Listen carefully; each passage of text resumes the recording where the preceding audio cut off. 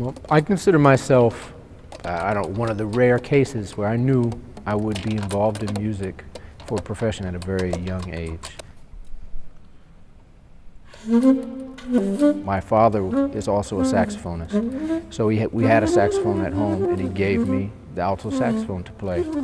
And so I was excited about it, but not very serious. I wasn't practicing until my father showed me the Clint Eastwood film Bird, which is, kind of about a certain point in time in Charlie Parker's life. Just from hearing that one time at the age of 11, I knew I would do music for the rest of my life.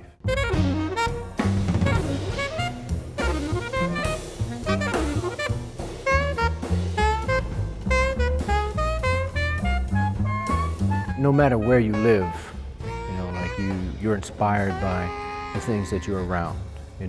I'm originally from a small town, Peoria, Illinois. I was around this super vibrant city. I could, as a kid, play music 3 to 5 times a week professionally from the age of 14 years old.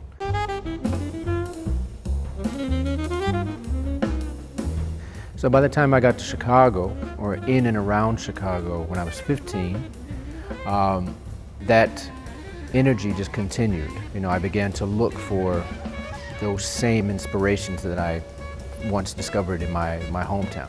Jazz and avant-garde jazz and really straight-ahead jazz and organ music and Latin and African music and Indian music. And all these things have, inspired me just because I was naturally curious about these sounds.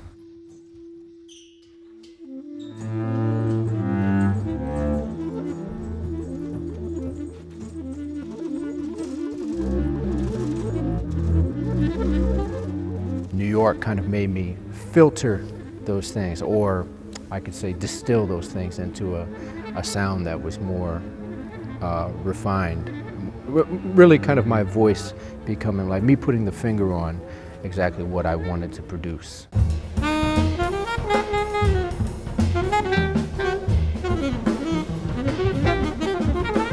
Being in bands and ensembles is something that has become very, it's been a big part of my life for a long time now.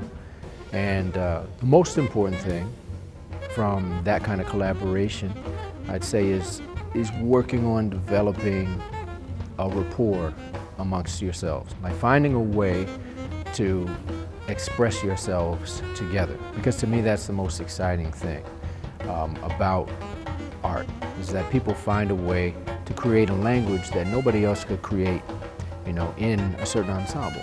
And those are the best groups.